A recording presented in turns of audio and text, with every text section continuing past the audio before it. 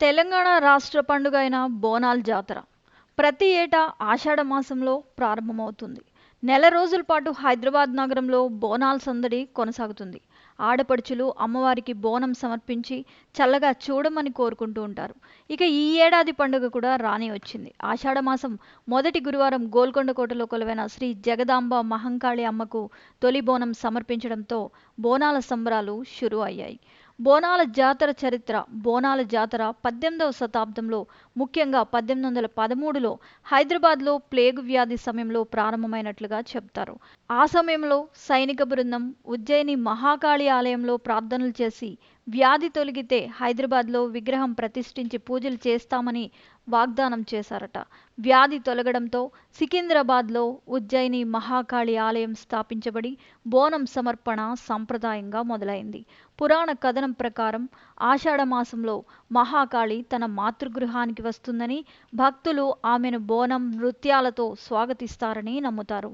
2014లో తెలంగాణ రాష్ట్రం ఏర్పడిన తరువాత బోనాలు అధికారిక రాష్ట్ర పండుగగా ప్రకటించబడింది.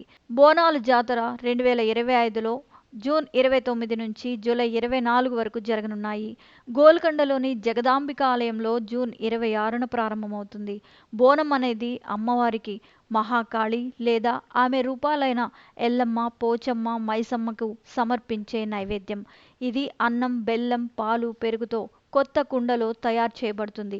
దీనిని వేప ఆకులు, పసుపు, కుంకుమతో అలంకరించి దీపాలు వెలిగించి స్త్రీలు తలపై ఎత్తుకొని ఆలయానికి తీసుకెళ్తారు. బోనం భక్తి, కృతజ్ఞత, రక్షణ కోసం సమర్పించబడుతుంది. ఇది సామాజిక సమ్మేళనం. స్త్రీ శక్తి, తెలంగాణ సంస్కృతిని ప్రతిబింబిస్తుంది. బోనం ఎత్తుకునే స్త్రీలు అమ్మవారి శక్తిని పొందినట్లు భావిస్తారు.